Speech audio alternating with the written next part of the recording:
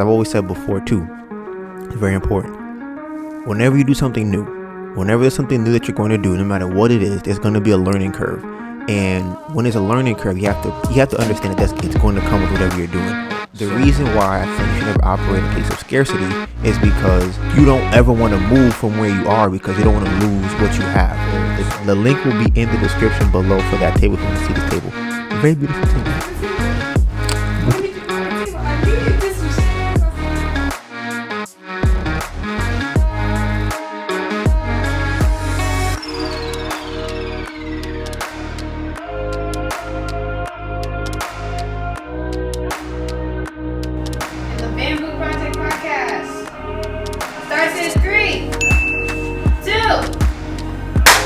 Welcome to the Bamboo Project Podcast, where you can see how we turn our life into a living. My name is DonivanGray, and you can find us on Instagram and YouTube if you're not already listening to it on YouTube.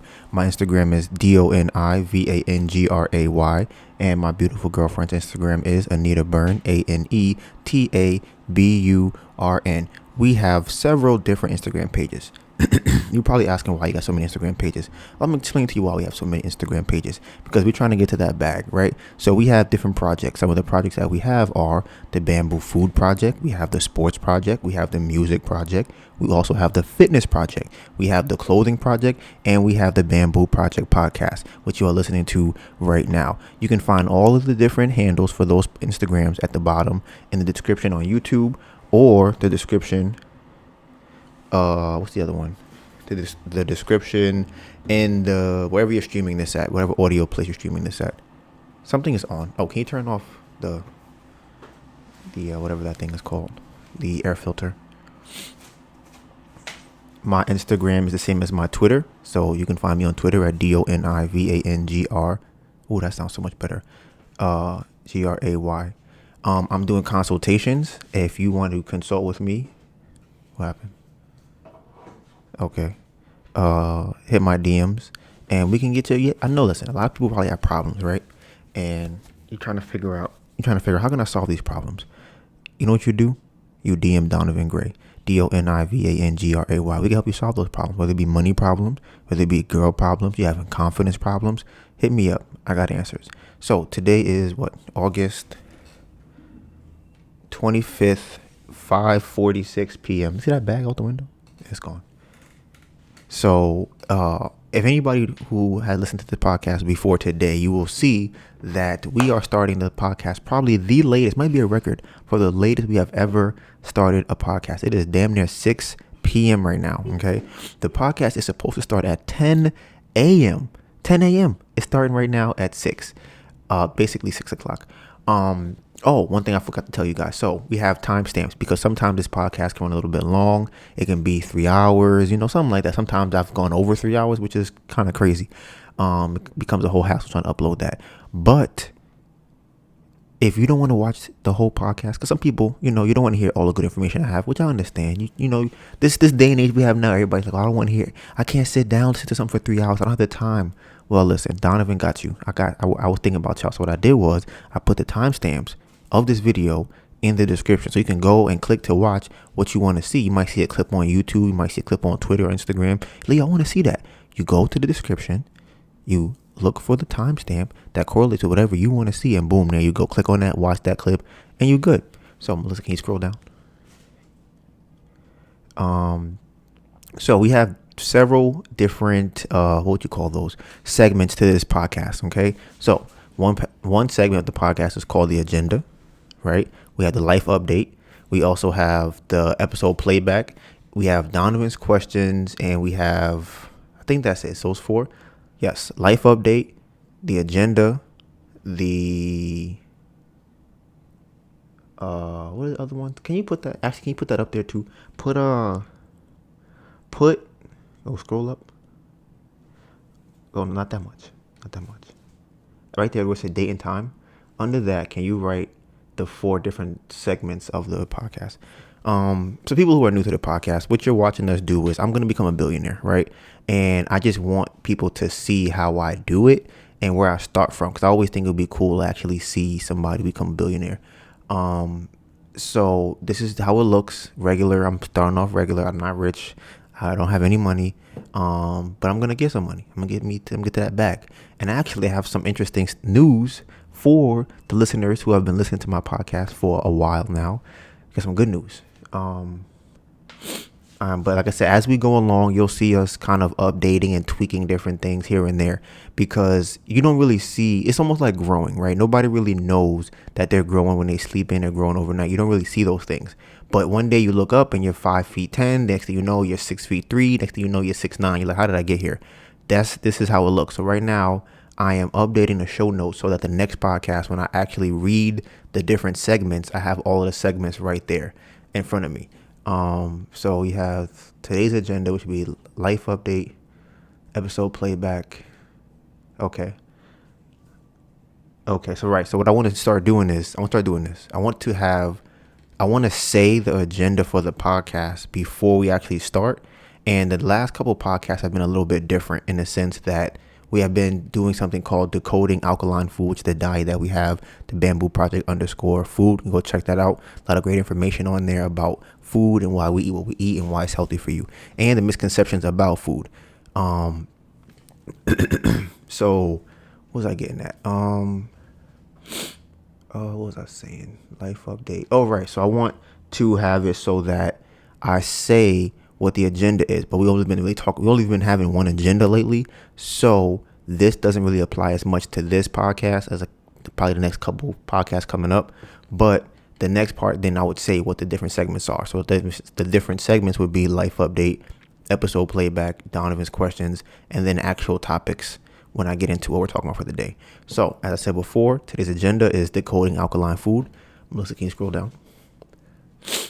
And the life update. So I got a couple things on the life update because I feel like it's been a very interesting week. I had a couple of things that I feel like I wanted to address, things that I feel like in my life are kind of changing, and just things I've noticed within myself. So I feel like I've been fucking up. I'm not really sure why. Like for the last couple of podcasts, even with this one's a little different, but definitely the last three, I feel like I haven't been as on point with the way I should be. Haven't been as punctual with the podcast. I also haven't been posting the clips I was supposed to be posting on Twitter with the podcast, and different things like that. So I've still been able to get the podcast out every week, but I feel like the next step of that I haven't been doing. So right now, pretty much we'll be doing the bare minimum. I'm maintaining. As you know, for the podcast, one of our monikers is maintain and grow. If you want to get good or better at something, you want to become great at something, you have to maintain what you're doing and then build and grow on top of that. That's how a plant grows. That's how the Bamboo Project is going to grow. You're going to see us maintain what we're doing now. Once we get to a point where it's maintained, then we go, okay, boom, let's build on top of that. Let's grow from there. So lately I've been maintaining what I've been doing. So by maintaining, that means that I have been doing the podcast, getting up, doing it, setting up, doing the thumbnails, and I've been doing the podcast, coming up with information for the podcast, things like that. But as far as growing, the next step would be having it come out at starting at 10 and being able to edit the whole podcast in the morning, being able to finish the whole podcast in the morning. And then after that, I would be able to go and edit it that day and then have it up by Wednesday and then have the video out by Friday. So the last couple of weeks, the video's been coming out Saturdays, been coming out late Friday, and there's different things coming, because I've always said before too, it's very important. Whenever you do something new, whenever there's something new that you're going to do, no matter what it is, there's going to be a learning curve. And when there's a learning curve, you have to understand that it's going to come with whatever you're doing. So as I'm uploading videos for the last couple of weeks, I've been having issues trying to get the videos up on YouTube. Different things keep coming up.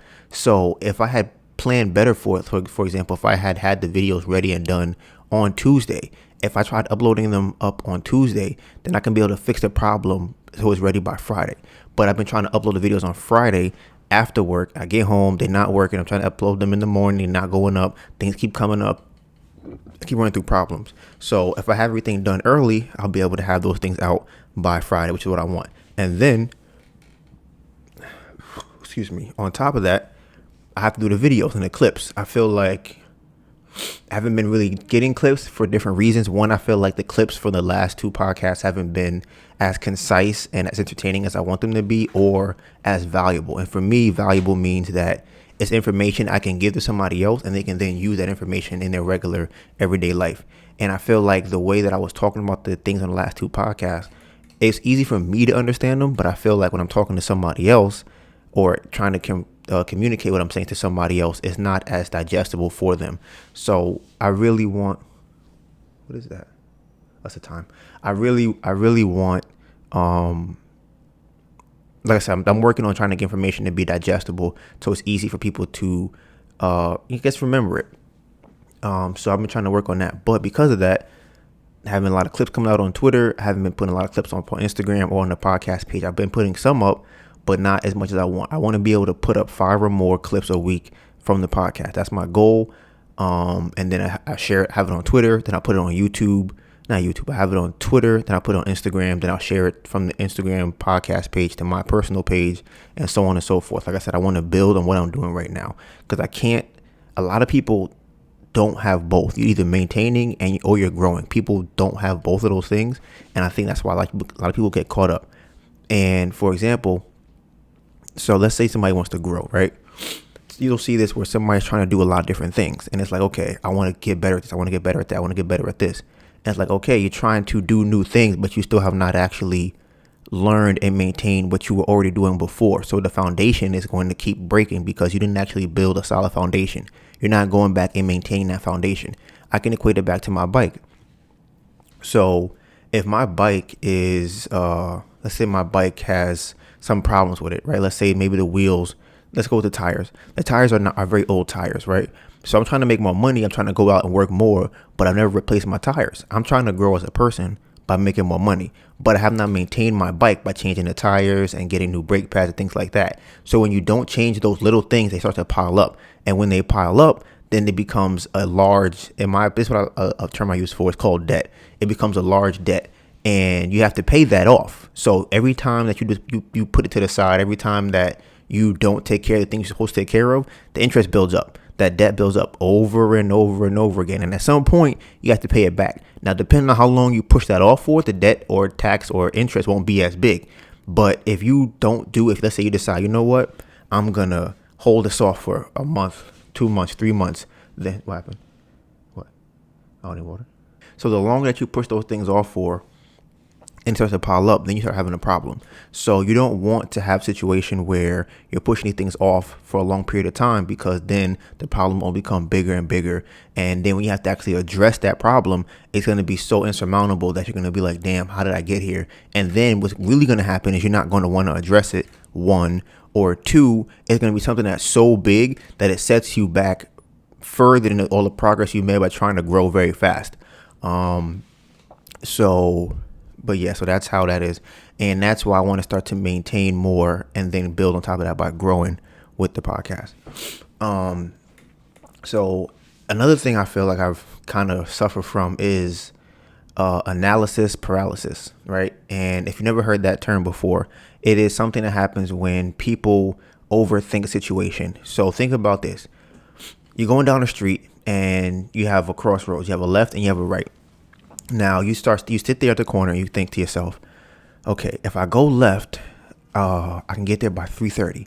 But if I go right, I can get there by 3:15. But that's only if the bus is there by the time I get there. If it's not there, I'll be there by 4:45, and that's too late. But if I go to the left, there's a possibility that my friend might see me, and if we start talking, I'm going to be late to that. But if I can not go down the block that he lives on and go behind his house, then I can avoid him. But if I go the other way, if I make a right, then if I catch the bus at 3:15, I have to hope there's no traffic. But I always know that there's traffic on the highway. But today is Tuesday, and you know what happens? You don't move. You stay on that same corner and you never actually move past where you're trying to go. That's an example of analysis paralysis. It's where you're trying to analyze a situation so much you never decide to do anything. And I feel like I suffer from that sometimes. And there's a guy named, I forgot his exact, Dan Pena. They call him the $50 billion man. And he talks about this. He has a class where I guess he teaches people how to make money and things like that. And he said that people who come to his class who are really dumb normally don't suffer from that analysis paralysis. It usually only comes from people who are educated and very smart.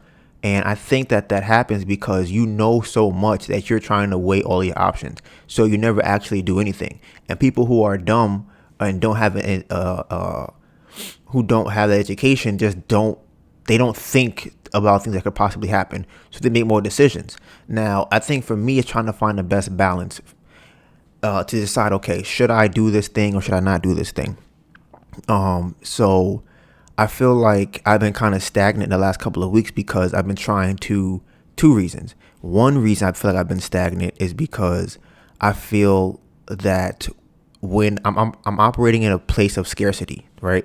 Now, the reason why I think you should never operate in a place of scarcity is because you don't ever want to move from where you are because you don't want to lose what you have. So because I haven't been working as much, I'm like, okay, I don't want to buy anything. I don't want to spend any money. I don't really want to do anything because what if something bad happens to me? What if my bike blows up, or what if I get evicted, or what if I owe somebody money and I have to pay them back? If any of these things happen, you go, okay, I don't want to spend any money on anything that could possibly help me because something bad might happen to me. And this is usually something that happens in the poor community. They usually address situations like this by thinking, okay, if I don't spend any money, I have money prepared for when something bad happens to me. So every time they save money, they're thinking, okay, something bad is going to happen to me. I want to make sure I have money for it. But they never actually invest that money. They're just saving it to at some point use it. And if you want to apply, interest to that, then you're technically losing purchasing power of things going down the line. But not interest, inflation. But that's an old podcast. We talked about that before. Why inflation be fucking people up. What episode is that? Can you look that up? It's inflation has money with the dollar bill. So that's one thing. It was, what did I say it was? It was me. Operating in a place of scarcity. That was one thing that I feel like is the problem. And then, what was the other ones? Operating in a place of scarcity. And what was the other thing I feel like I was going through? I think they kind of all tie in together because operating from a place of scarcity means I don't want to do anything. I don't want to spend any money. So I decide to just not move at all. And I think that, like I said, that when you don't spend money to invest in yourself or to invest at all, the money is going to run out somehow. And even if you build up money, you're going to spend it because you're going to think something bad happens to you. And you're going to be like, okay, you know what? I have all this money saved up. I can finally, and then let me not say that. You're going to say, I have all this money saved up. And then when that problem finally comes, you're going to be like, haha, I knew it. I knew something bad was going to happen. I had the money for it. And then you gave all the money away to the problem instead of actually trying to invest the money. So for me, the last couple of weeks, like I said, I feel like I've been stagnant because of that. I didn't really want to spend any of the money that I have because I wanted my bike to get fixed because my bike hasn't been working for 3 weeks. I have not 3 weeks, almost 2 months. And I haven't really been able to work. So I'm just kind of like, bruh, it just kind of stressful when you think about it because it just sucks because it's like I've been working 2 months I've been trying to go to work. Bike keeps breaking down. It's broken down again, which I'm going to get to in a second. And you just start going, you know what? This is kind of fucked up. Because I feel like I'm trying to do the work I'm supposed to be doing. And then I have these problems. So for me, I feel like, okay, I'm doing something wrong. I need to figure out what am I doing that it keeps putting me in the same situation. There was, the Goosebumps books where they have I guess a part of the book where you choose your own ending.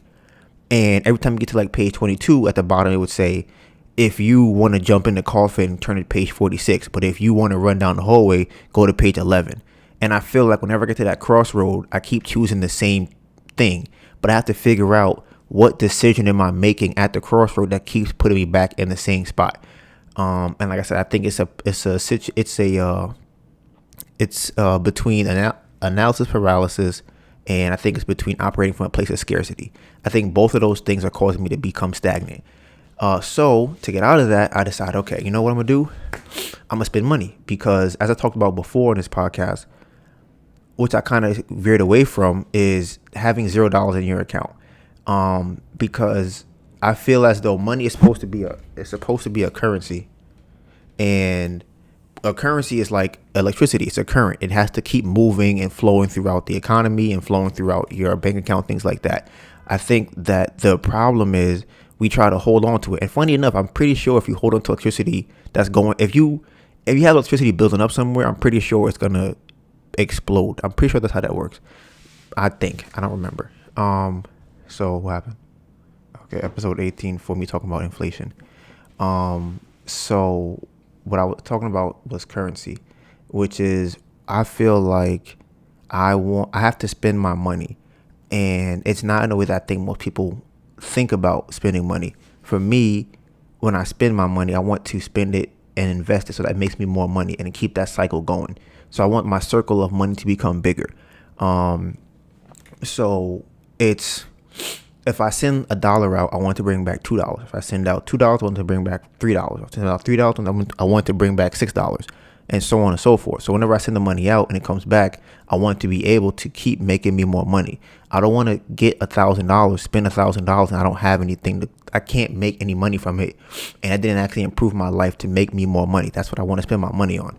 But because, like I said, I operate from a place of scarcity, you don't even want to invest in yourself. You don't want to spend any money at all. And that's what I was doing and suffering from.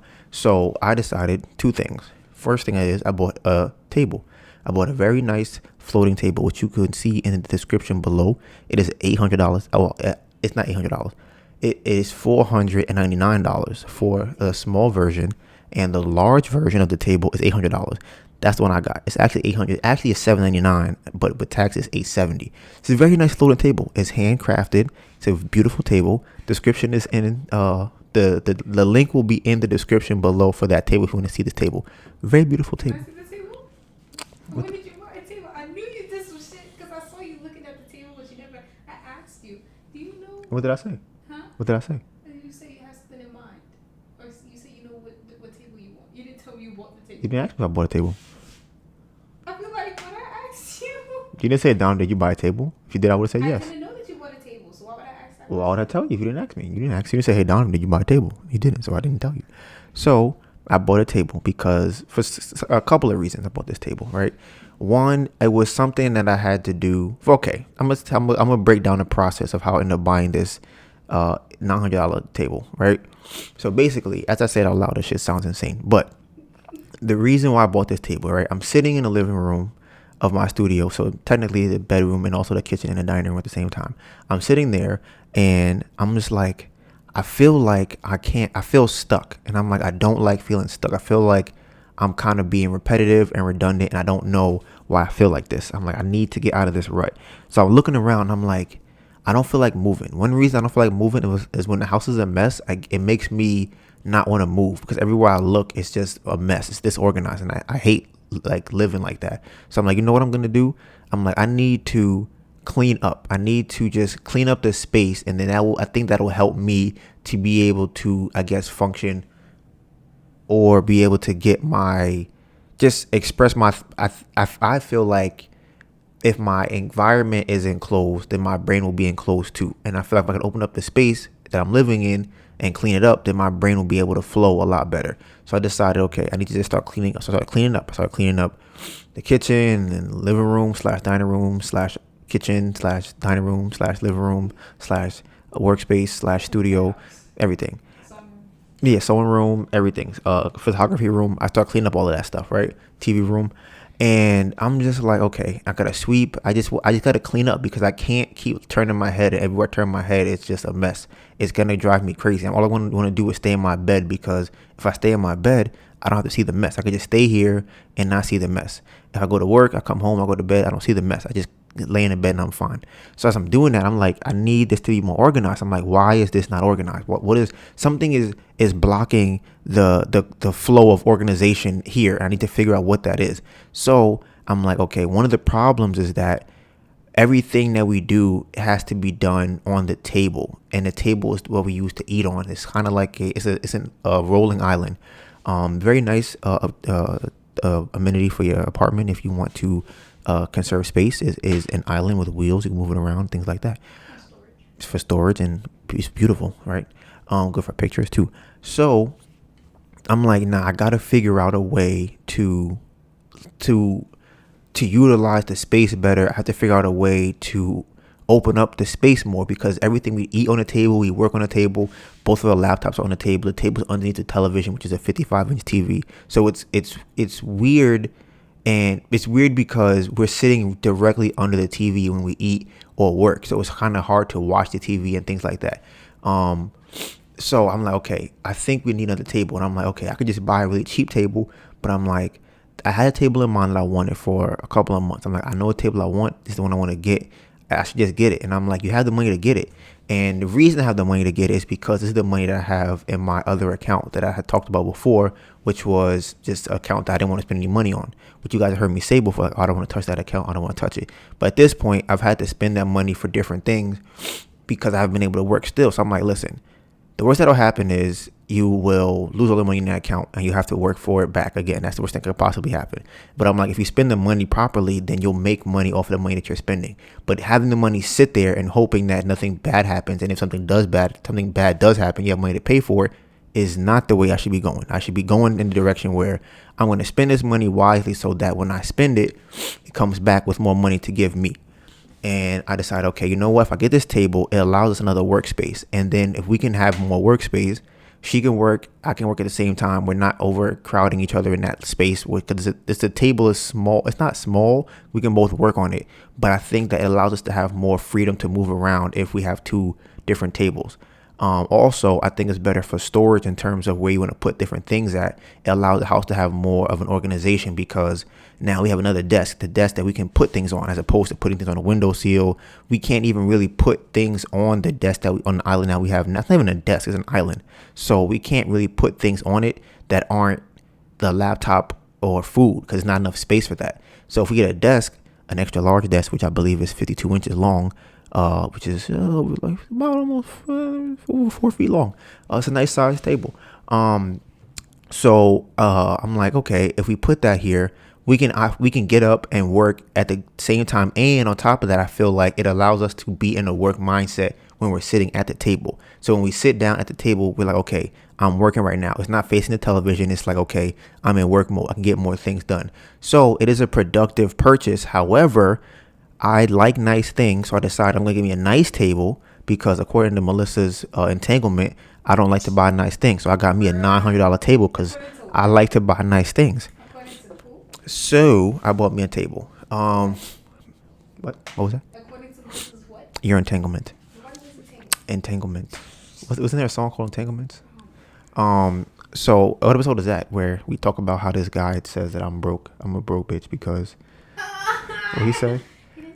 Oh, well, I mean, he said that he insinuated that I don't have no money because I don't like to buy Gucci underwear or Versace socks or some shit. So yeah. So I bought that table. And then, like I said, so I'm like, okay, I got to figure out what else can I do. So I decided, I've been talking about this too, the real estate course. I purchased that real estate course. That real estate course was $1,997.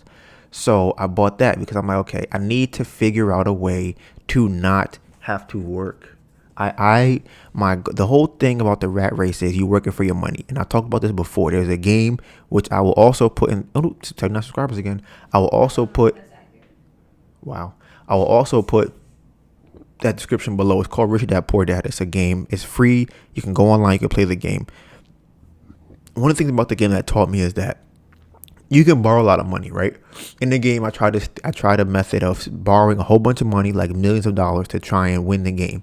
And it's funny because you have to pay let's say 10% interest rate.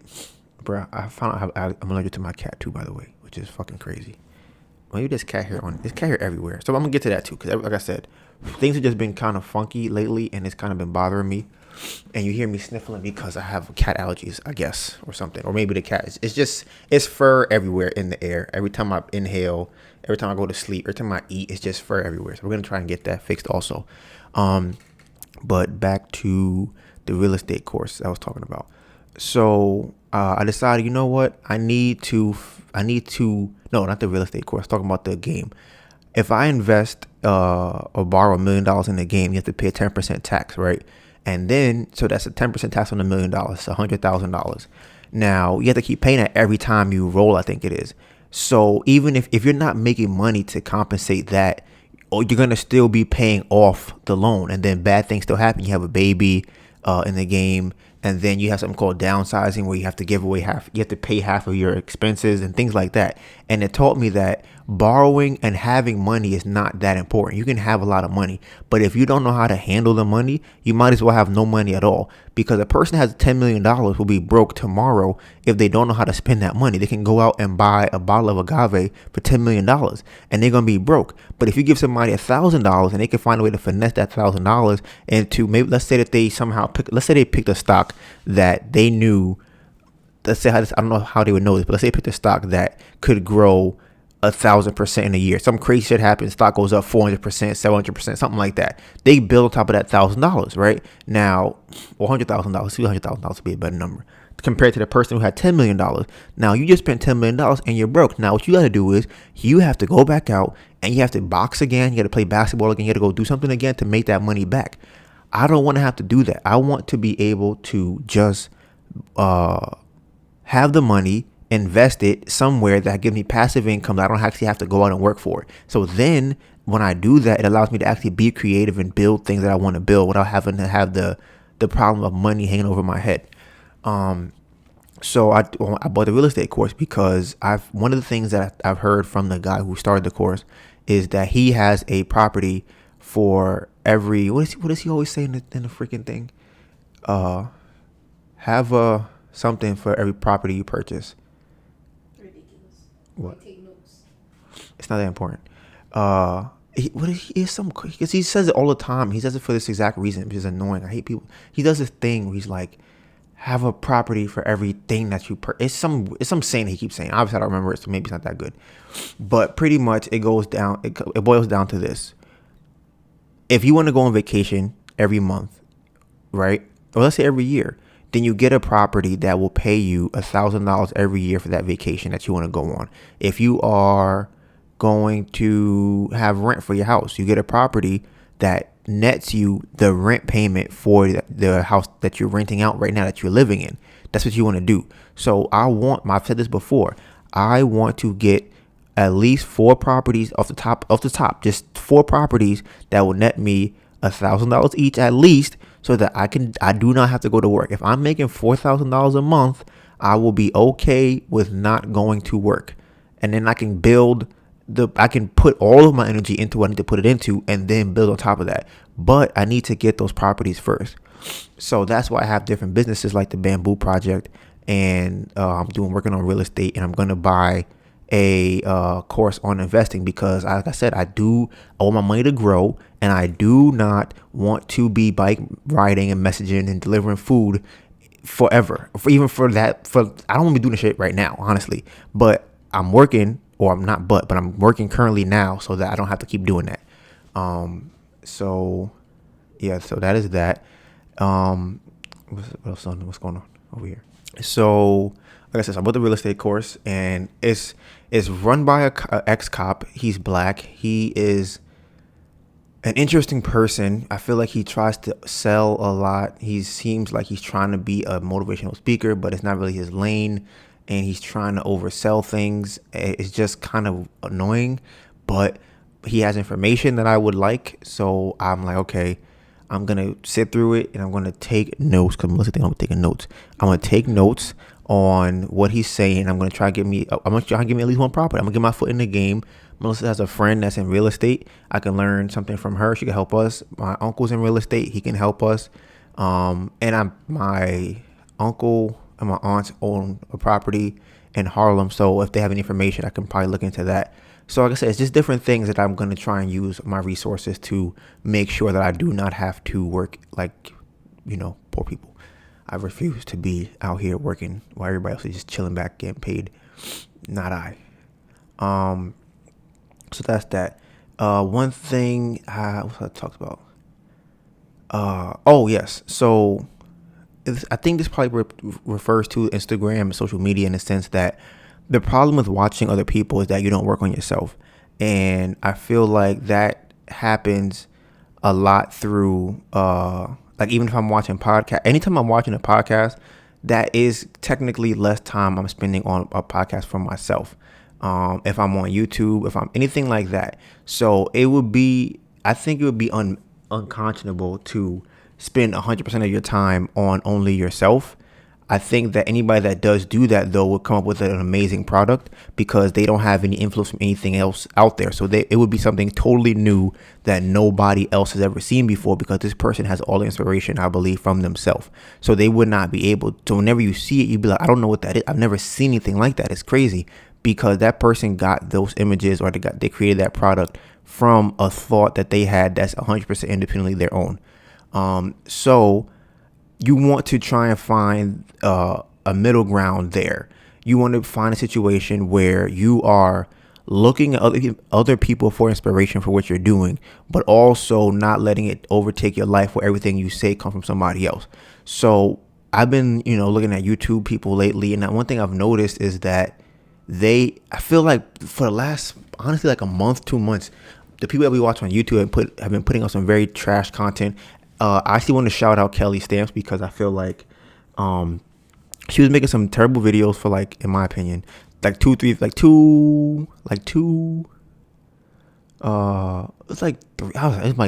videos. I was like, nah, this is trash. I'm not fucking with this. Is not the Kelly Stamps I know. Kelly Stamps I know, that I've seen, I've watched. This is not it. So she put out a video, maybe like the last 2 videos I think were more so up her alley, but then she's posted something recently that she's going to actually stop doing sponsorship videos and things like that. So I'm happy to see that, because I really like Kelly's content when she's doing what we know Kelly to do and to be. So, I respect that, and I like that. She's talking about not being on Instagram anymore because she feels like it's toxic, and she feels like YouTube is the least toxic app. So she's going to try staying on that. But even with her, she hasn't been as consistent as she was before. Well, not before, but she just been putting out content that I didn't really like too much. Among other people that we watch, Pretty Boy XO was somebody that's not putting out quality content. I don't really watch him that much, but I've been watching him lately only because he started to put out more content, and I know him from high school. So it was Mod the God. I started watching him a little bit more. I feel like his quality is not very good either, but he's putting out stuff, just not high quality things. This girl named Malia's Face, her content is really bad. I don't really have anything to say positive about her content anymore. It's kind of just like, it's nothing. It's not hitting. I don't feel like she does the things I know her to do, which was when she would kind of vent and talk about her life, things like that. So I'm not really rocking with her content like that. De'Aaron and Ken are on vacation right now, but before that, they haven't really posted any content, but they get it passed because it's De'Aaron and Ken, and listen, those are only black people. Let me not say that. Those are 2 young black people who I think are doing something different. Like, I respect what they're doing a lot, and I fuck with their YouTube channel. So I like that. But even still with them, their content is not, it's cool to watch because I know them, but I feel like they just kind of just, they're like, whatever, we're already here. So, and there's not much to do because of the quarantine, but it's just, that's what I think when I see their content. But like I said, they get a pass because it's De'Aaron Ken. So who else? Anybody else we watched that I forgot? Yeah, so it's just a lot of that. So, and then we watch, random stuff, people's stuff here and there. But at the end of the day, I just feel like people are not putting out the same quality content that they used to put out. And I think that I just been noticing this trend. But as I noticed the trend, I started to realize that, what is going on? You see all the bugs right outside? No, I'm looking at the smoke that's in front of the window.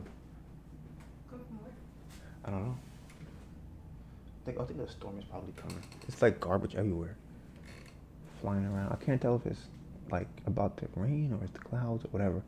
But yeah. So yeah. But the reason I brought that up is because I started realizing that, okay, I'm watching them and I know they're not putting out good content. So, lightning. So because of that, I'm like, okay, I need to keep making sure that the content and the things I'm working on for myself are getting better. I just got to keep working on myself. But like I said, people get trapped up in watching people so much, they forget to actually work on themselves. And I always equate it to this, is it a metaphor or analogy? Yes, analogy of if you have somebody who's a painter and they're on the ground and they're painting this beautiful piece of artwork and they're focused on their painting. They're just looking down. They're looking at, I want to be just like this. I want to be perfect. I want the hair to look like this. I want the background to look like that. They're just so focused on what they're doing. And as they're focused on what they're doing, it makes the project better because every second of the day is spent on making it better. But if they were in competition with somebody, every second that they look up to look at who's admiring them, they lose a second on making that project better. So if you add those seconds up over time, you have a day, you have a minute, you have an hour, you have 10 minutes, 10 hours, a whole day, a whole week of somebody who keeps looking up and go, oh my God, everybody's looking at my artwork. Oh my God, you guys like my artwork? Do you like my artwork? And it takes away from the actual art. So the person that's next to them who continues to paint the actual painting is going to keep making the artwork better. So for me, I want to try and focus as much as I can on what I'm doing, because I know that when I finally do look up, people will see what I'm doing, and I'll be able to enjoy that people will like what I do, and I'll have a piece of art that I think is worth looking at. And this is something that I was in a book club recently, or I'm in a book club, a Zoom book club. I don't read the book. I just pull up for the Zoom calls after they read the book. It's called the Butterfly Tribe, I believe it's called. And they were talking about on Instagram, the Butterfly Tribe, the DA, Butterfly Tribe, TRYBE. So it's something I've just been thinking about, is that black women are the most powerful people in the world, right? And when I say powerful, to me, I say that because power is anything that's the most powerful person in any situation is the person that has the thing that other people want. And I believe that black women have the thing that other people want. Otherwise, they wouldn't be as oppressed. People wouldn't be trying to take it from them. So if you look at, cultures where they try and hide women's feet and legs and arms and neck and stuff like that, I think that's because the men know that, okay, I can't control how I am towards you. So I need to oppress you, because if I don't oppress you, then I don't have, your body in itself has so much control over me that I need to make sure that I don't even look at it. So for me not to look at it, I have to oppress you, and I have to make sure that I block your body from being viewed by my eyes. That's the only way that I can function, because if I don't, all I'm going to think about is having sex with you. So I think that makes the women powerful, but people will think that, okay, you're actually powerful because people will think that the man is powerful because he has the ability to cover the woman up. But in actuality, it's the woman that has the power, because she has the power to make the guy want her that bad that he has to cover her up so that he can actually function without looking at her. But if the only reason that it kind of offsets it is because men are physically stronger than women. So because of that, we have the ability to force a woman to dress a certain way or act a certain way. But I think on a deeper level, they have the power over us because we still want them more than they want us. So, and it's funny because it came up in the book club. We were talking about that. So I just wanted to say that. And like I said, I feel like because another thing too is the most confident people that I've ever met or that I know of are people that really don't care about it. They're usually very nonchalant because they don't have to engage in the very insecure behavior of trying to make sure that you think that they're better than you. They're like, okay, if you look at Kobe Bryant or LeBron James, whatever the case might be, Kevin Durant, they're usually very smooth because it's like, I know you can't guard me. Like, I don't have to worry about anything because I'm like, you cannot guard me. I don't have to worry about money because I know I don't have to worry about these things. So I'm not going to try and prove to you that I'm better than you because it's not a competition. You just cannot stay in front of me. You can't guard me. You can't buy what I can buy, whatever the case might be, whatever you use as your metric for being great. The other person has no ability to actually pass you. So I feel like because of that, that's what a confident person is. A confident person is usually somebody that is very, very nonchalant. The opposite of that would be somebody who shows a beta male aggression, who is like, I want to, new term, by the way, I learned from the Butterfly Tribe. It's when you have somebody who wants to be seen as, oh my goodness, it's crazy outside. That's wild. You have somebody who wants to be seen as, can you turn that light on? That one? Because I feel like it's starting to get really dark on here. Does it hurt? Yes. Oh. Yeah. I don't think I've ever seen it like this. Yeah, that shit looks crazy. It looks very heavy. Like somebody just opened up like the water. So yeah, like I said, beta male aggression, the light Melissa. Nah. The light Melissa. Melissa the light. It's a Melissa, the light. Thank you. What's the best way to go? Yeah. Like it's spinning. Yeah, that's crazy. I've never seen rain like this. Sheesh. Yeah. Like I said, because we're filming so late, it's like it's getting dark in here. So, Melissa's anxiety is not allowing her to hear what I'm talking. I hear what you said. No, she doesn't. She doesn't. Listen, I'm gonna take you an example of how Melissa works. Right. When her anxiety kicks in, it's literally the equivalent of her seeing a monster in front of her, and she can't see anything else but the monster. Like that's literally it. Melissa, huh? Melissa, I hear you, Melissa, huh? Yeah, Melissa, the light, the light that you were staring out the window. I said, turn the. You see, you were thinking and not turning the light on. I was thinking. You saw a monster. No, I was thinking that because You shouldn't be the like. light is supposed to be coming from here, but because there's no light coming from here, that we can move this over and turn it up. Because right now it's not all the way up. Instead of turning on that light, Okay, why did you say that? because of the. Because you were looking outside. Yes, that's what I'm saying. You not functioning. Like you malfunctioning. I'm like, Melissa, what are you doing? You just.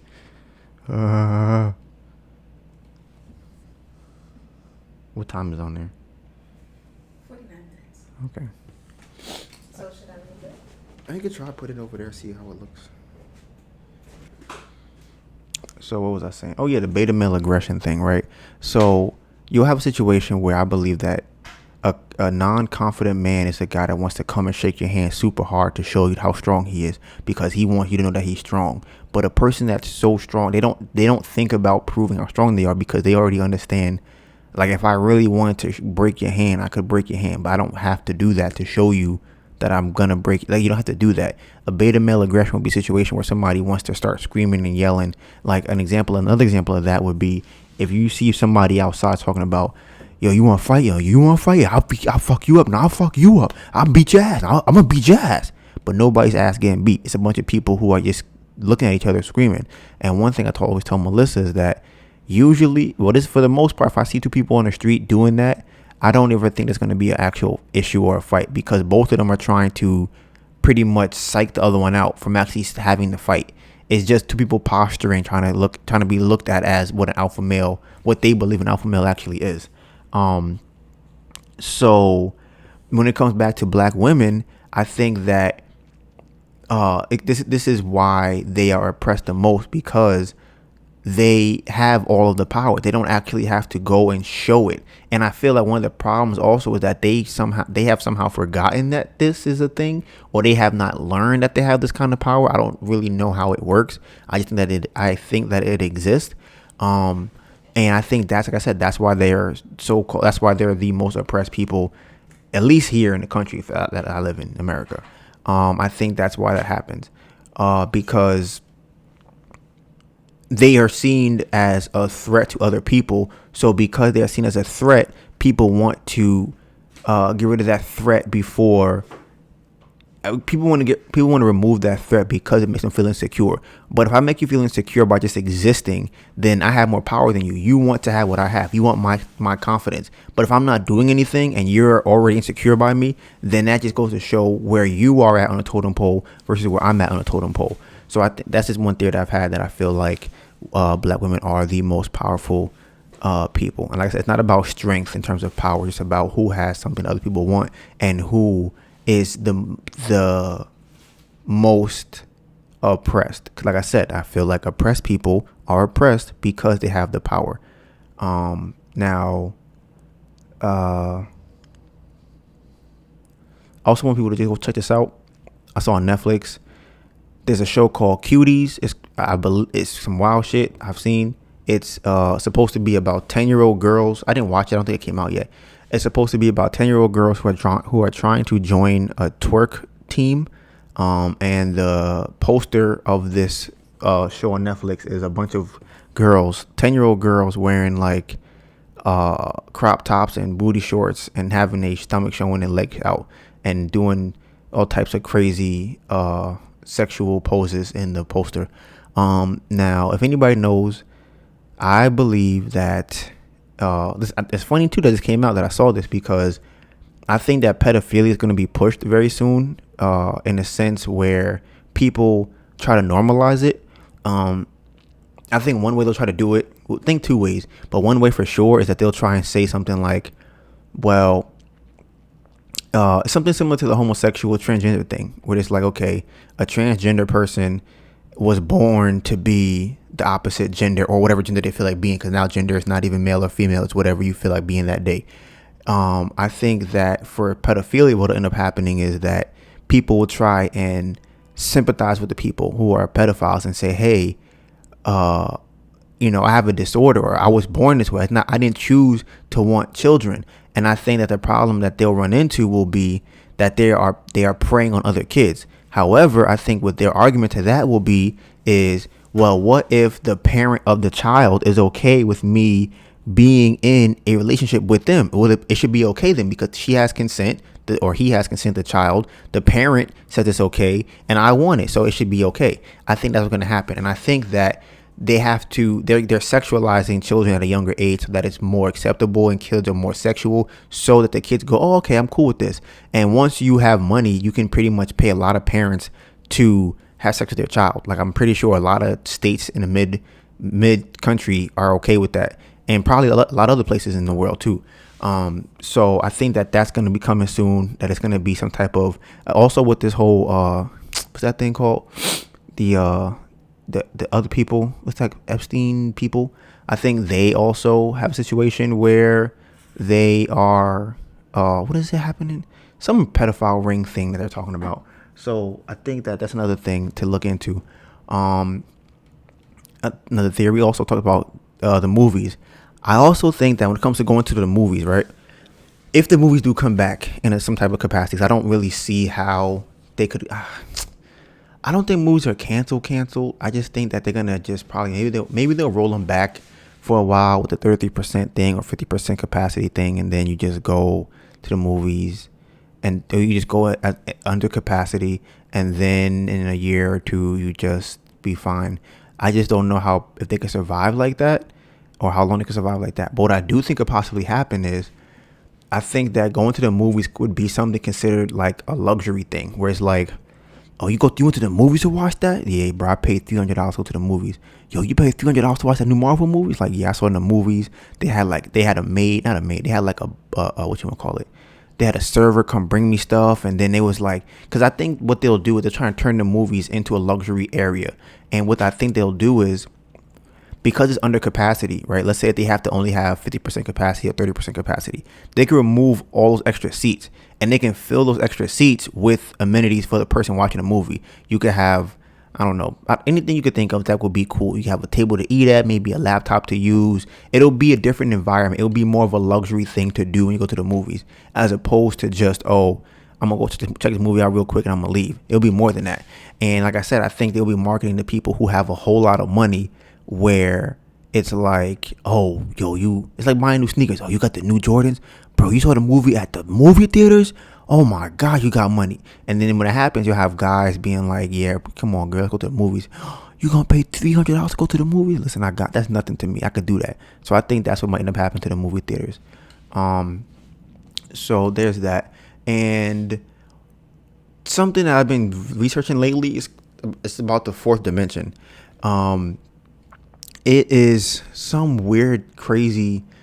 If you even your brain probably. I mean, I don't think anybody's brain can process it, because it's almost impossible to understand. But go just watch a video or two on the fourth dimension, on what it's supposed to be and how it's supposed to work. I just think it's kind of interesting and cool. My theory on the fourth dimension is that I'm gonna give an example of what it's supposed to be. A line is one dimension, right? 2 dimension will be your shadow, right? And then 3 dimensions, they're a spatial dimension. So it means where you can move in space, and not in outer space, but like in a spatial area.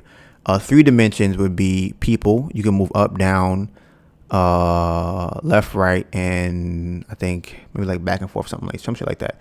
And then the 4th dimension is some shit that allows you to see a person from every angle. So like, think about how that works. Think about if I could look at you from where I'm at, but I'm able to see your front, your back, your side, all from looking at you from directly in front of you. Right, exactly. You can't even process that shit. Exactly. That's what I was trying to tell you before. It's just crazy. So I just think it's kind of interesting. So look that up. It's some cool shit to look at. So that was it for life update. Oh, one more thing, life update. I was approved for some money, and I am, like I said, I'm not trying to go to work. Honestly, I'm trying to figure out how I can not go back to work or only work sporadically so that I don't have to donate all of my time to a company like DoorDash because fuck them. So I actually right now, right at this very moment in time, if Melissa and I combine our money, we have enough money to put a down payment on a house upwards of probably $200,000 to $400,000. No, I mean, depending on how we get a loan. I was watching a real estate course. So if we got a hard money loan or FHA loan, we could probably put a down payment on a $400,000 house, if that's what we really want to do. But like I said, we working right now. We got some shit. Melissa got a planner. That's another thing too. I think we're going in the right direction because Melissa has an actual planner, and today was supposed to be start a podcast really early because we were going to wake up at an earlier time. I think one reason that we have problems is because we don't wake up as early as we should or as we used to. So I think that is the first step in getting the podcast up and out by 10 a.m. is waking up at an earlier time, because we used to wake up at 8, get ready to start the podcast. Now we wake up at like 9, 11, 2. Well, I'm lying. We wake up at 2. But we wake up at like 9:30 and we stay in the bed and kind of lollygag until later in the day.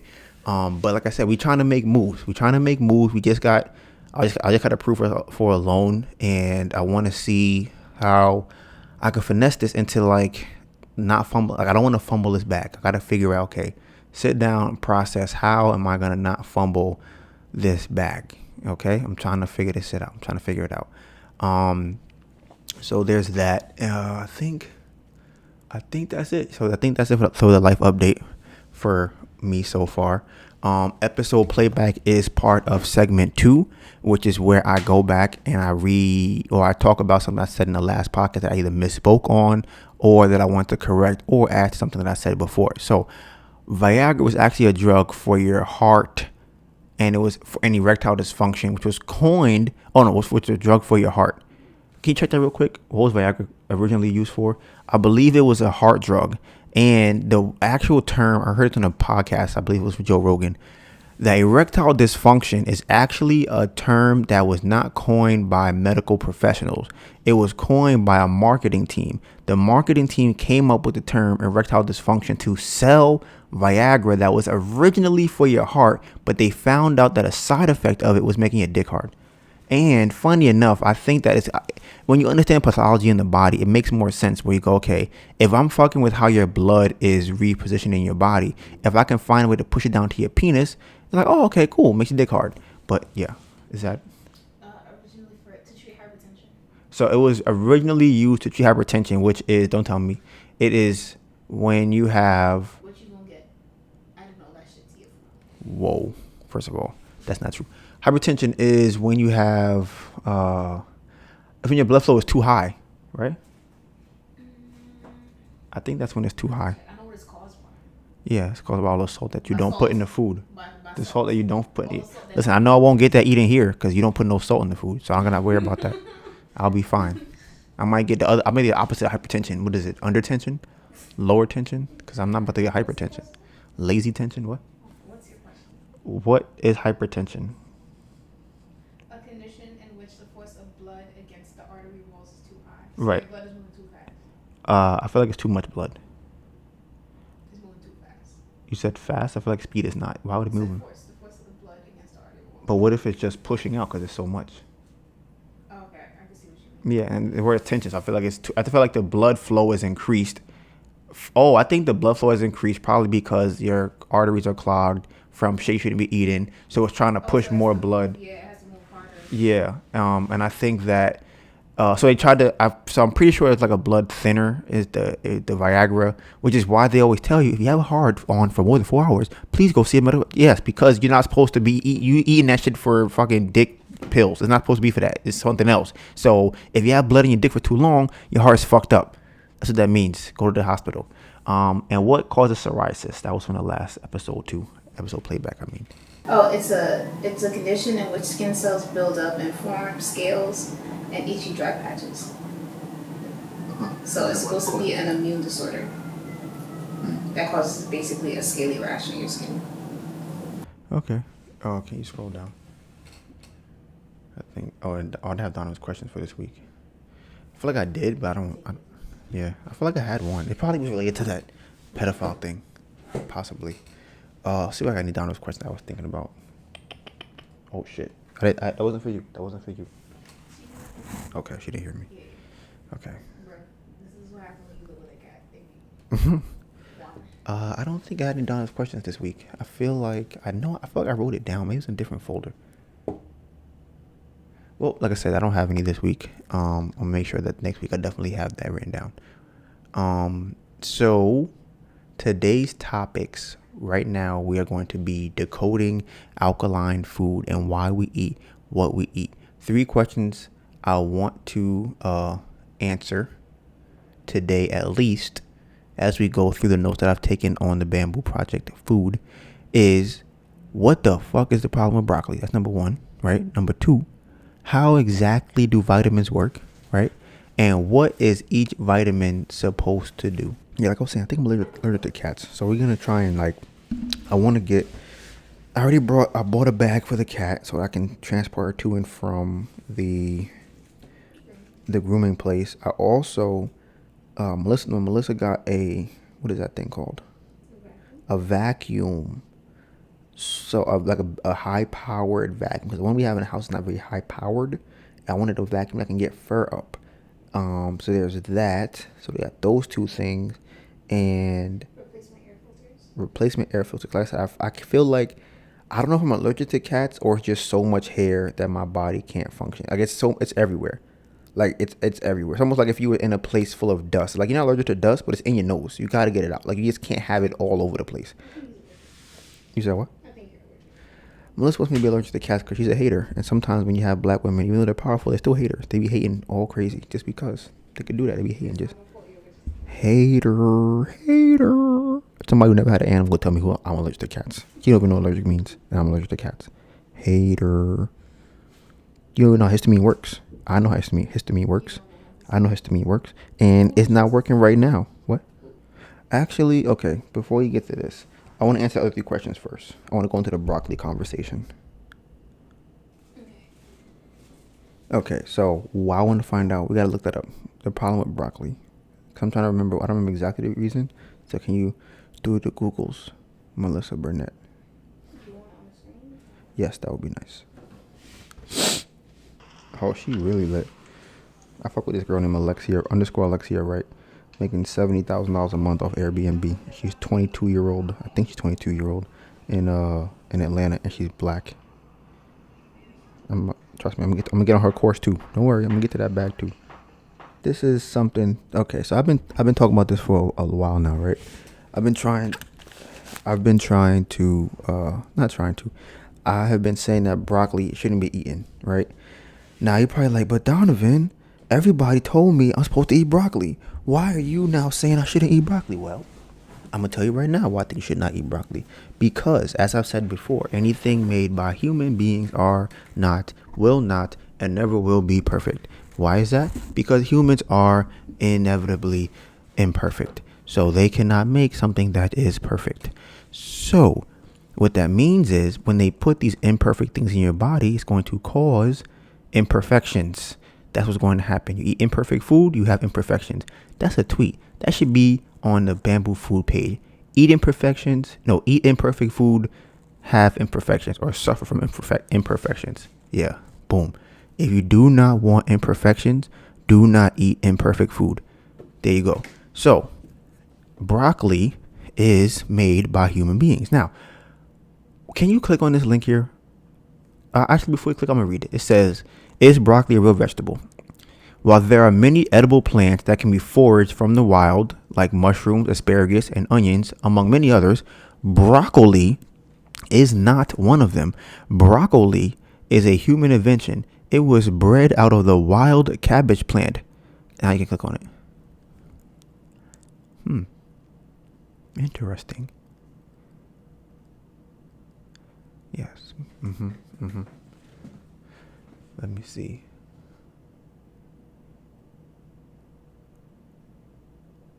It was bred out of the wild cabbage plant Brassica oleracaricia, some shit like that. It was cultivated to have a specific taste and flavor that was more palatable to people. Here is how that worked. Wild cabbage has small flower buds and is a biennial. That means it only flowers every other year. Now, you know how humans, we don't like fucking with that shit. We want our stuff now. We Amazon Prime, we want it now. We want it yesterday. We don't have time to waiting for stuff. That's not how we operate. We're very impatient people or impatient beings. So, in a controlled environment, it can be forced to reproduce itself many times. When an offspring of the plant with larger, tastier buds grows, gardeners threw away the less tasty plant and started reproducing from that one. In future generations, there were further opportunities to get plants with larger, tastier buds, and other genes that make the process easier, such as plants that have a faster growing cycle, emerged. In selecting and reinforcing the traits enjoyed by more people, humans took wild cabbage and cultivated a new kind of plant altogether. That plant is called broccoli. So, like I said,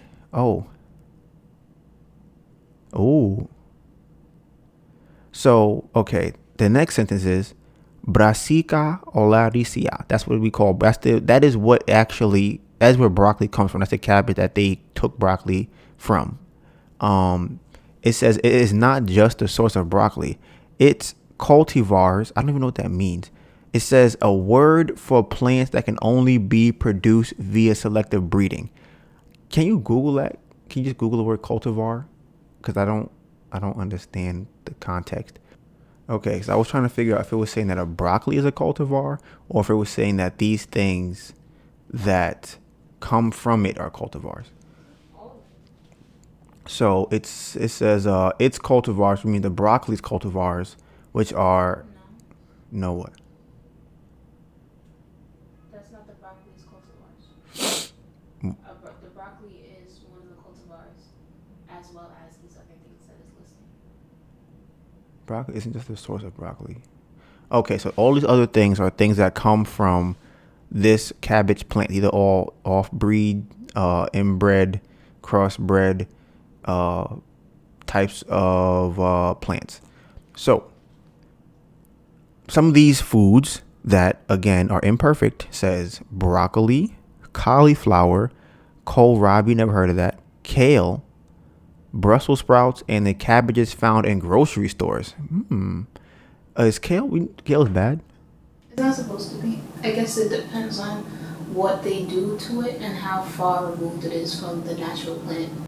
Can you Google what is a kale naturally? Is there like a kale plant? Closer to wild cabbage. That means it's the closest thing to the original. It makes sense because if it's already something that's easy to grow and not really annoying, I guess, for them, like harvesting wise and all that stuff, they don't have a real reason to fuck with it, basically. So this is saying that kale is a GMO type food, and genetically modified doesn't have to mean necessarily. I guess I don't know if I'll call it in the lab, but anything that could be crossbred would be considered a genetically modified organism or GMO. Can you make the screen bigger?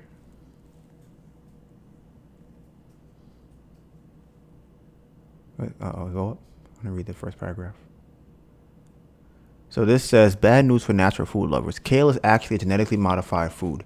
According to Smithsonian Magazine, we've been genetically modifying a majority of our food staples, including kale, for centuries, technically speaking. Smithsonian notes that ever since the introduction of agriculture, farmers have been genetically modifying plants and animals. And by genetically modifying, I mean selectively breeding plants and animals. So technically, very few of the foods we still eat are considered, quote, natural anymore. This is problematic. Feeling confused and perhaps conflicted over the matter, here are a few examples of surprisingly genetically modified foods you've probably eaten in the last 24 hours. Now, the purpose of the diet that we have is to try and eat the foods that are the closest, or if not completely natural, which means they are the way that they grow out the ground before anybody has tampered with them. One of the beliefs that I have when it comes to food that has been fucked with, modified, or tampered with is that they don't know why certain food tastes or why certain food is or looks the way that it does. Somebody may look at a fruit and go, oh, that fruit is red. I don't like it red, I like it green. I want to mix it with this green thing and make it green now. But they don't know, maybe it was red for a reason. Maybe the red was produced by a certain chemical in the fruit. Maybe the red was produced to give off something when you eat it. Who knows? But I feel like the problem is that we are so, I guess we just feel like we can just take things and recreate them. And what's what I'm looking for? I don't want to say pompous, but we just think we're greater than we actually are. But here everywhere. So I'm going to read the list of some modified foods that are on here. Can I say something? I think another, one thing that's really, that helps to identify what foods are like natural or God-made is whether or not it can grow in the wild, like whether or not it can grow without people's help. So mushrooms grow without anyone forcing mushrooms to grow. You'll find mushrooms in the forest. You'll find callaloo is something that grows on its own without anyone cultivating it. If you try to grow corn and not add any fertilizer or anything to the corn, it's not gonna grow. And then I feel like this article is kind of clickbaity-ish because I think they're just saying, it's kind of like what we talked about, what processed foods are. I feel like they're using the term very, very, very, very, very vaguely so that they can be like, yeah, this is genetically modified, instead of to draw similarities to the Impossible Meat burgers and stuff like that. That's actually heavily processed and genetically modified. What are you saying that they're doing? I feel like they're trying to group that into the same.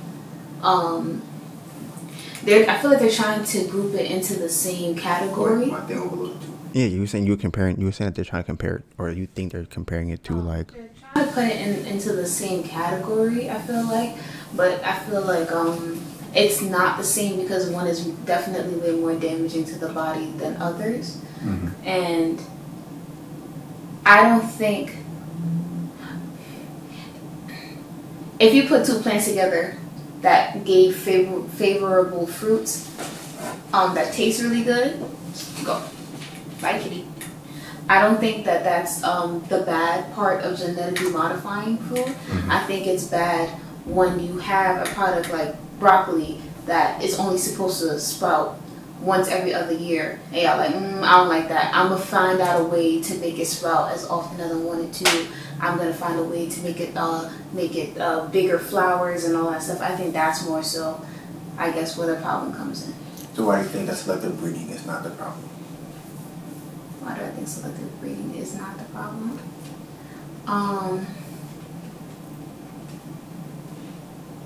It's not that I think if you overdo it, it becomes a problem.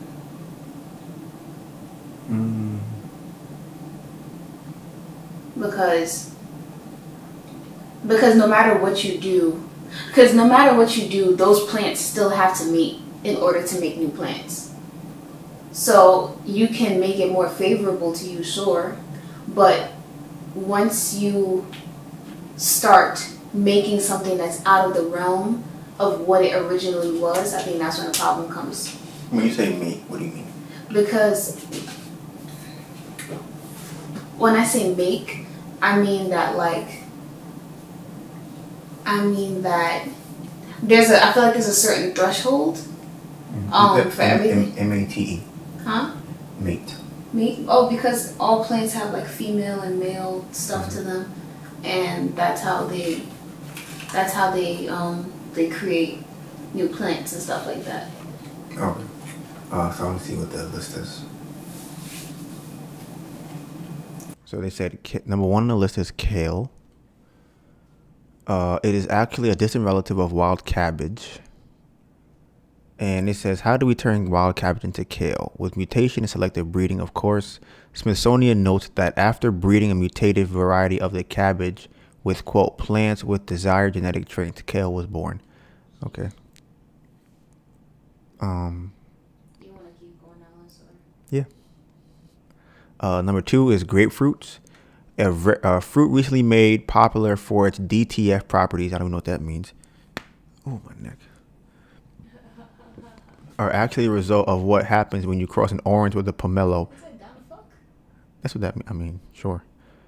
Oh, that's what. Okay. Those are like down the fuck properties. That's hilarious. Yeah, down the fuck. That's hilarious.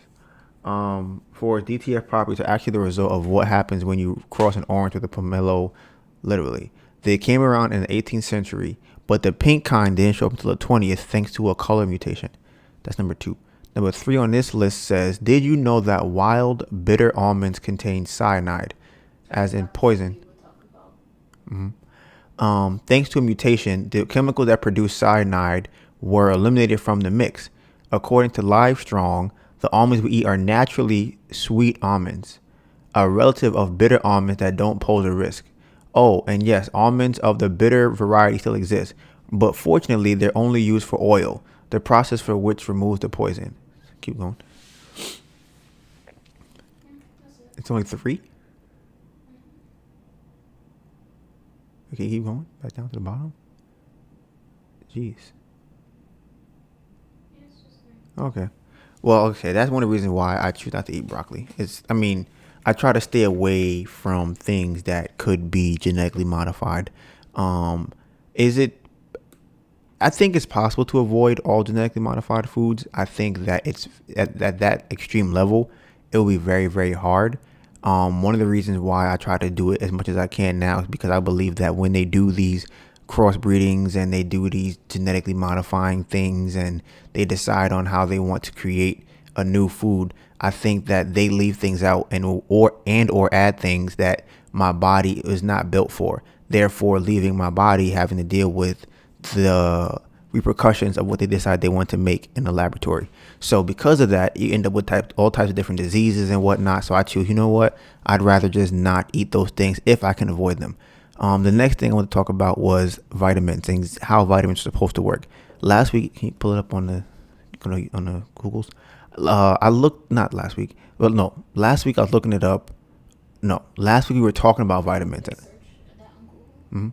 And I wanted to know exactly how vitamins work. And I was talking about them in the sense of vitamins are a bridge to get minerals from your body. How to get minerals from your food to your body. That's the purpose of vitamins. I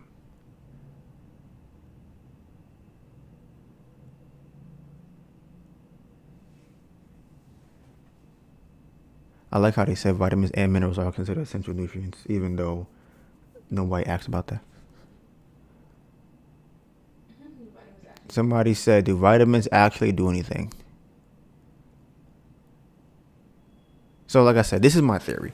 I think that vitamins purpose is to just transport the minerals in the food from these GMO genetically modified organisms into your body. I think they start fucking with food. When they fuck with the food, they're like, okay, since we fucked, we have to figure out how can we now add something to cover up or to fix something that we already fucked up. Let's add some vitamins to it. That's my theory. So, can you Google what it's different vitamins? I'm curious, like vitamins A, B, C, F, elemental P. I just want to see what they do, each one, and I want to see how many of them say they are supposed to actually just transport stuff, minerals from your food to your body. Because one of the premises behind the diet that we're on is that you want to eat foods that are high in minerals that your body needs. Your body is made up of minerals and atoms, as we talked about 3 podcasts ago. That's what makes your whole body. That is the makeup of your whole body. So to replenish that, you have to eat the foods that have those things in it. And according to Dr. Sabi, your body does not have vitamins in it. It has minerals, not vitamins. You don't need vitamins to make you better, and so on and so forth. So since I'm going with that premise, I have to go, okay, I'm trying to figure out what exactly was he talking about, since, he's not here anymore. And I found a lot of different information about, like I said, about vitamins not actually it's not that they're not helping you. It's that if you eat the right food, you don't need to take vitamins or worry about your vitamin intake. Okay. So this is vitamin A. Vitamin A, also known as retinol, has several important functions. These include helping your body's natural defense against illness and infection work properly, helping vision in dim light. Can you click on that one? I'm curious. I feel like. Oh, wait. Fat soluble. Okay. Yeah, can you click on that one?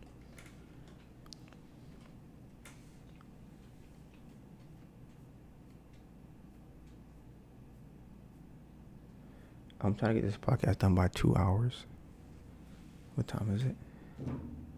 It's 7:17. We started at what? We started at 5:46. Yeah, it's about another 30 minutes.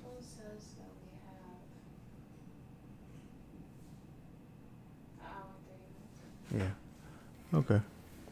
We're good. What do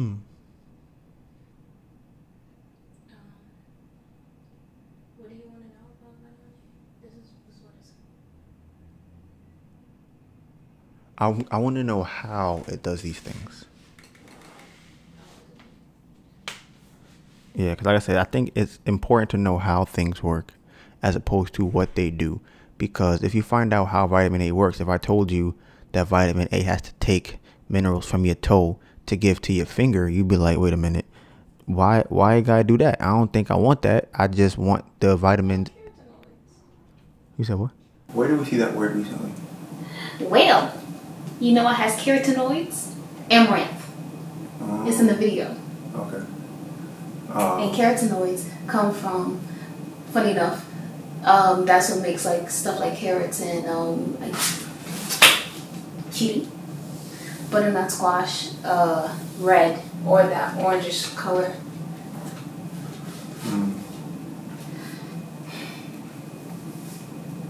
Oh, you feel protected? You feel protected? So vitamin A comes from two sources. Retinoids, such as retinol, are the vitamin A that come from animal sources such as liver, eggs, and dairy products, and are the most quickly usable types of vitamin. Carotenoids, such as beta carotene, are the vitamin A that is found in plants such as carrots and dark green vegetables. So another thing I've been wondering too, because I guess I've been trying to figure this out. I'm wondering, because one thing I've also seen other than with vitamin A, with vitamin C, is that they are usually, and vitamin D, I believe too, there are usually two different types of vitamins. They have the vitamins that are in animals and the vitamins that are normally not in animals or in plants, and they usually seem to be different. And then they also have vitamins that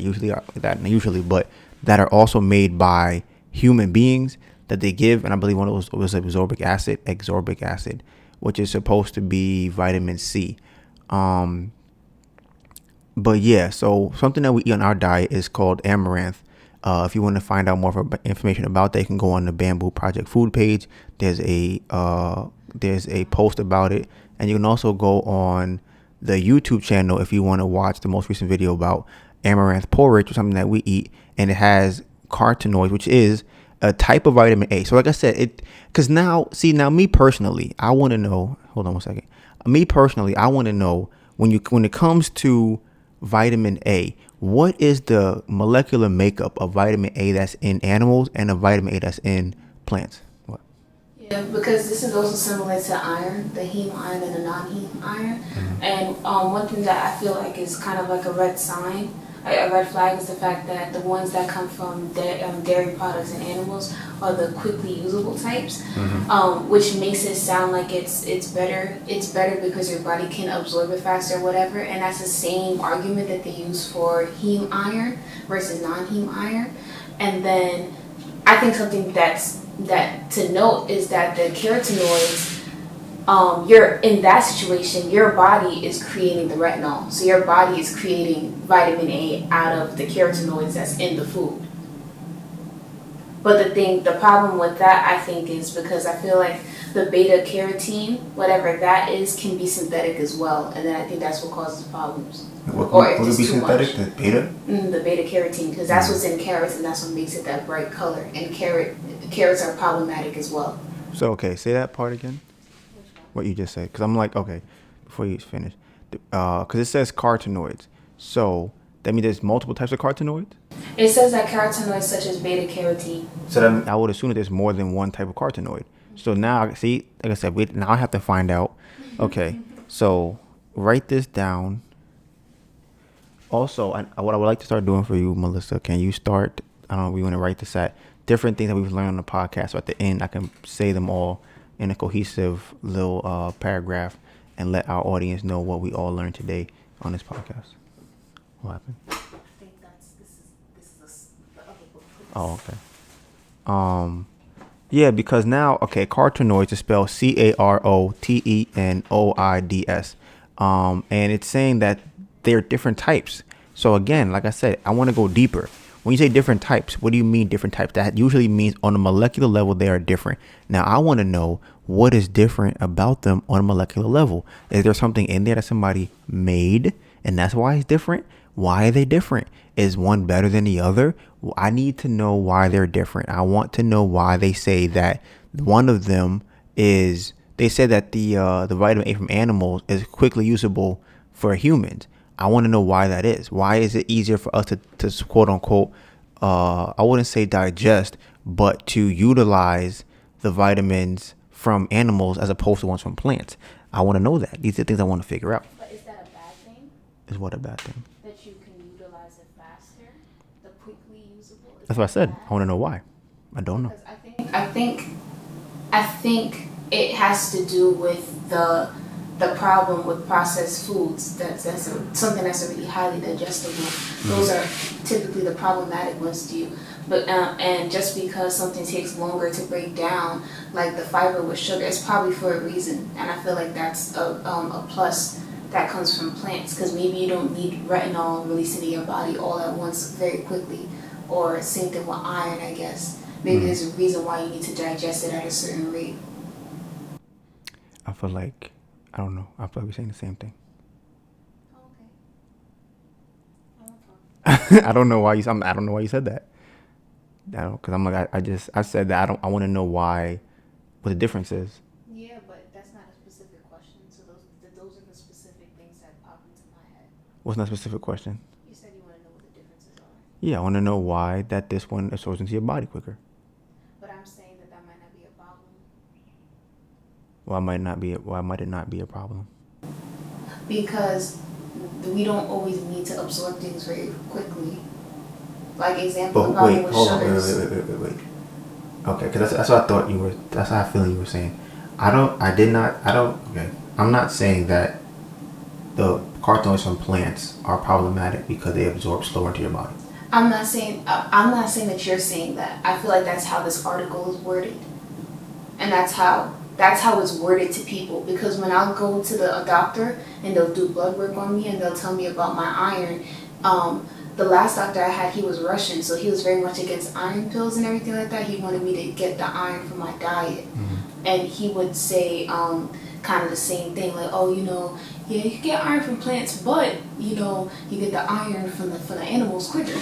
Like, I feel like they discourage people from trying to get the iron from plants, and they discourage them by saying, well, this one absorbs faster, because I don't think they're saying it for no reason. Yeah, I know. I'm curious. I want to know why. Like, I want to know why it absorbs faster in animals. Because I'm like, there's a process that happens when it comes into your body that your body's breaking it down. So I'm like, something about the one that comes from the animals, your body is breaking it down quicker and absorbing it faster.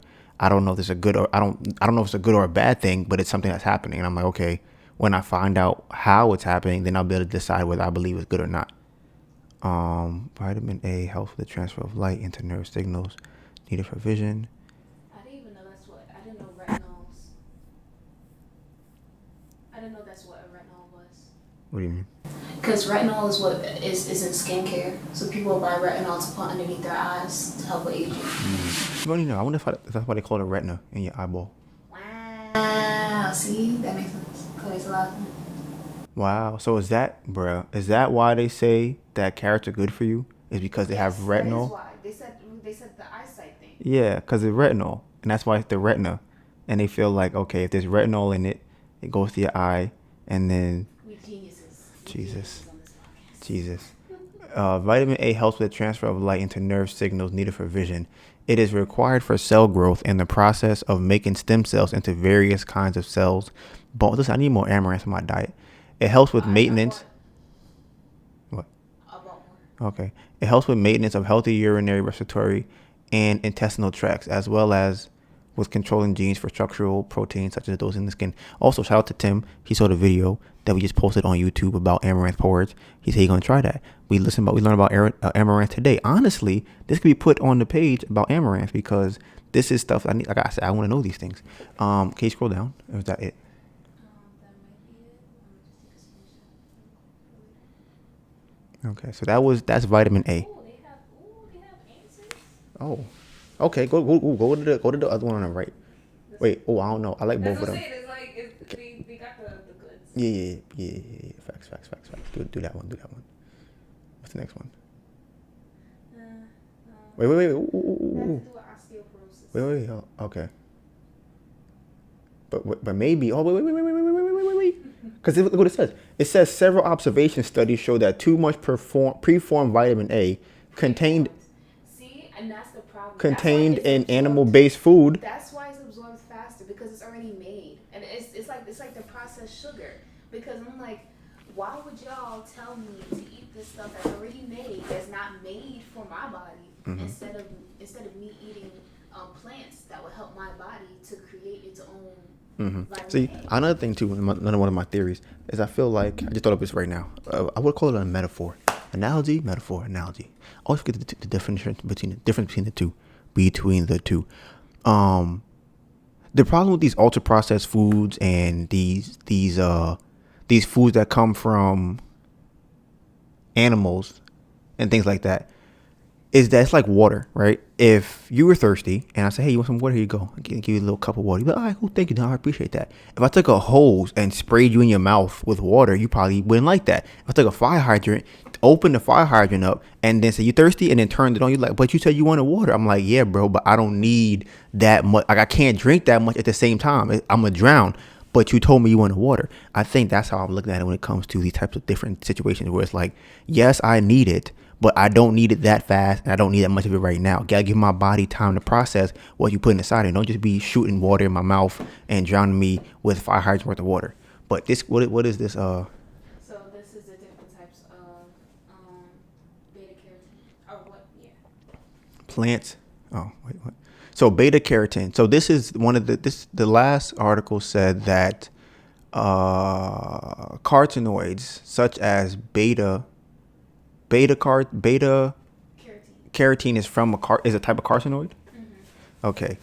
It says right there. Type of carotenoid found in many fruits and vegetables. You don't need beta carotene to survive, though it may help fight off certain diseases. Also, your body can convert it to vitamin A, which you do need. Okay, can you scroll down? I feel like that was okay. Plant sources do not contain preformed vitamin A, but some do contain provitamin A carotenoid, which can be converted to retinol in your body. Carotenoids are the yellow-red pigments that give carrots, butternut squash, and cantaloupe their vibrant, deep orange color. Two of those is the goats. Yeah, we eat a lot of butternut squash and cantaloupe. No carrots though. We don't fuck with the non-human or human fuck with food. There are 600 different carotenoids, but only 3 beta carotene, beta cryptosans, and alpha carotene. Bam, can't pronounce none of these shits. Can be converted to vitamin A. These 3 provide 25 to 35% of the dietary vitamin A consumed by adults in the United States. Other nutritionally significant carotenoids, including lycopene, lutein, and zeaxanthin, may function as antioxidants or provide health benefits, but cannot be converted to vitamin A. Remember, antioxidants, you want the antioxidants. This goes back to what we talked about before when you have the oxidizing, when you have, what is it? When you have,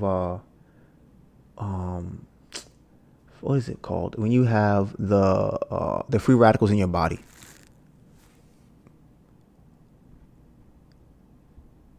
This is mad different. This is dull. This is this is apparently some type of share care website. So different people. Oh, wow, it's kind of like the thing that you thought of, the fact-checking site. So these are different specialists within the field that can answer the question. I want to read hers. This one? Mm-hmm. Okay. I think it's like the one that you just read, so that's why I skipped past it.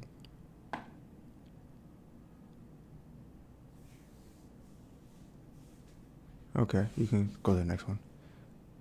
I forgot this canceled. Beyond is the central function as raw material vitamin A, often referred to as a provitamin A.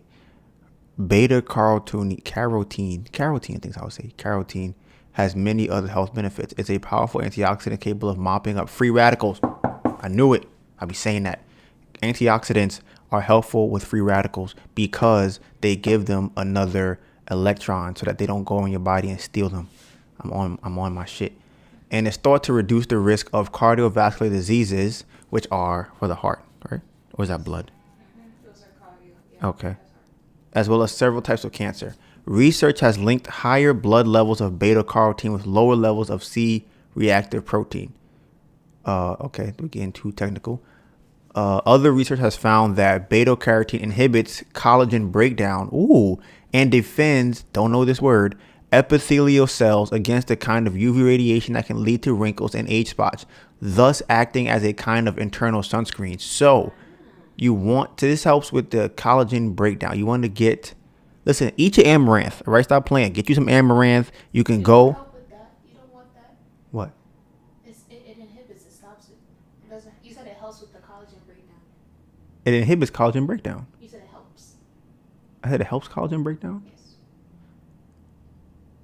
Okay, get your amaranth. It inhibits collagen breakdown.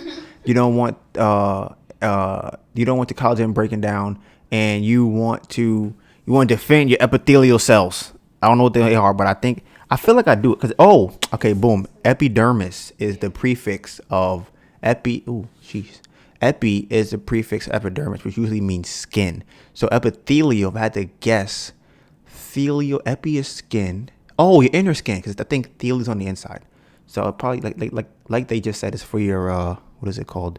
Your UV light, no, your sunscreen for the inside of your body. Okay, what does this one say? Okay, this is a good one. There are several forms of vitamin A. The danger of overexposure applies to preformed vitamin A. It does not apply to products with naturally occurring high levels of carotenoids, which are vitamin A precursors.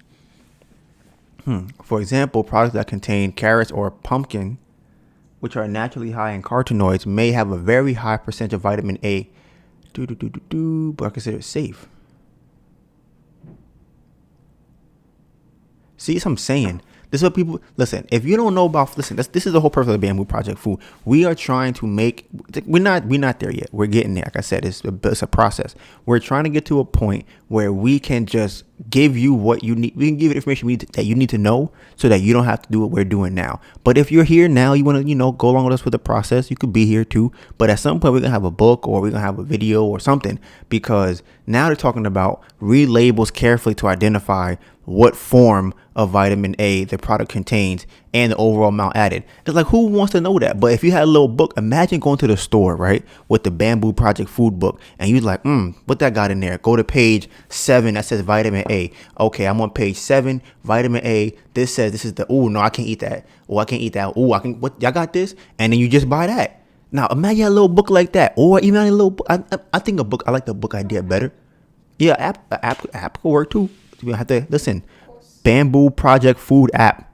We working on that. It started today. We came up with the idea today. Melissa said the app. We doing that. We're gonna have an app at some point for information about this. So you can go on the app. You like, I need to know vitamin A. It's gonna be there. It's gonna be real short and simple, so that you can go to the grocery store and buy food that can help you to be able to pick what you need to eat, so that you don't get sick. You're not dying. Your leg not falling off. You need none of that stuff. You want to be able to have sex. Listen, there was a point in my life, right, where I remember I was trying to have sex. My dick was not getting hard. I'm like, I don't know why this is happening. My shit just don't be getting up. I'd be like, damn, I must be gay, because obviously I'm out here with these bitches, and It has to be. I'm like, damn, I missed that shot. I must be gay. Like, how did I miss that layup? It's because I'm gay. That's it. So I'm out here and I'm like, it don't make no sense. I'm with the girl. We're about to have sex. I want to have sex, but my dick is just not getting up. Or there have been times I'll be fucking the girl. I get soft in the middle. Somebody has told me before, like, oh, maybe the girl's not interesting or whatever. But I'm like, bruh, don't get off the bed. Yeah, listen, stop playing. I sleep on that. Yeah, so like I said, I used to not be getting hard, and I used to take pills. Like, you go to like the little store in the corner, you get the hard dick pills. They be working too. It be hard for 3 hours. Dick be hard, all crazy and shit, and it's just super hard. But once I started changing my diet, I have never had a problem with my dick being hard since I changed my diet. Not one time have I ever been like, damn, I wish, I hope, I want. It never happened. So I'm like, listen, change your diet. It fix your life. Oh yeah, and my cum tastes good too. So it's like at the end of the day, you want your girl to swallow, then you have to at the end of the day, you have to make sure that and you know what's crazy? I be wondering, I kind of do, but I kind of don't. Like, I want to know how what you eat affects your cum. Like, how does it actually get to there? But I've been told that my stuff tastes delicious. So I'm just. I've heard it tastes sweet and delicious, like frosted flakes. Okay. Frosted. She's lying. She told me, she was like, "Oh, it tastes like frosted flakes." I'm like, "Damn, I got the fruity pebbles, the Fruit Loops." But yeah. So how much time we got left? I'm about to end this soon. Right now we had an hour and 51 minutes. Okay, so I think that. Can you go to? Is there another page? Like I said, the format I'm doing right now. Obviously, we talked earlier. We had our own conversation about my life update and what I plan to do going forward. We had a little bit of talk about food. Hopefully, got a little something in there. Remember, get your vitamin A, but not from the animals, because we gonna fact check this, but do it yourself too. That's one of the things of the Bamboo Project. We want everybody to also do their own research as well. But you got a direction from us. The direction from us is vitamin A. Look into why it's better to get it from plants as opposed to animals. What we just read is because it's the same thing we talked about last week with the fiber. You don't need an overrush of vitamin A going into your system. Now, I'm curious why that fucks your body up too. There's a lot of questions I got a whole lot of questions. I'm looking into this stuff. A lot of questions, whole lot of questions. And what I need to start doing, I need to make sure that on the next week, because that's another thing too. Okay, boom, here we go. Two things. Last week, I didn't listen to the podcast after I posted it, right? Problem number one, because when I do that, it doesn't allow me to work and make the podcast better. And two, it does not allow me to answer the question that I asked myself during the podcast. Therefore, again, not making the podcast better. So because of that, when I watch the podcast now, because I'm not going to work, because like I said, I got alone, fuck work, fuck that shit. Now I can watch the podcast. I can actually get better. I can answer the question. So on an episode playback next week, you can actually see, oh, vitamin A has this in it. This is why vitamin A is not good for you. It's better if you have vitamin A from plants because the molecular structure does this and that and third. That's what you want to do, right? So I'm gonna try and get this podcast back. Like I said, episode 23. We just can't. We not even get started yet. We still in the we like on the starting line. Like, I know it's 23 episodes in. You probably think it's supposed to be. Listen, we haven't even scratched the surface yet. When you start seeing us post on every project page consistently, or at least 80% of the pages consistently, and our page consistently, and we have a YouTube channel, listen, you're gonna be like, damn, they really moving. I know, trust me, it's coming. So with that being said, today we learned that vitamin A has two types. It's in plants and animals, and it's usually easily digestible if it's from animals, which may not be a good thing. We also learned that vitamin A helps with your eyesight because it has something called retinol, which is similar to your eyes. Remember, retina. They have retinol and vitamin A. We don't eat broccoli because it is man-made. We don't like man-made foods, especially the ones that are 10, 15, 20 generations away from the actual plant that it came from. Like, y'all just fucking around at this point. I don't even know what this is. It's not even a plant no more. I don't even know how this grow. Y'all have to like pee on the dirt to make it grow. I'm not eating that shit. I don't want that. So we learned that we don't eat broccoli because of that. We also don't eat cauliflower. And like I said, remember what I said before. When you start learning these things, you start seeing like, damn, why did they choose these foods to make this so-called new plant-based diet off of? Why did they choose cauliflower? Why is it that cauliflower is supposed to be the new chicken nuggets and a new hamburger meat? Why did they do that? Ask yourself these questions. And while you ask yourself these questions, I'm making the podcast better for you guys. All right? Bamboo Project out. Oh, one more thing. I forgot. You thought I forgot. Follow me on Instagram, DonivanGray, DonivanGray, and my beautiful girlfriend, AnetaBurn, AnetaBurn. And go look at all our social medias in the description below. Bamboo Project out.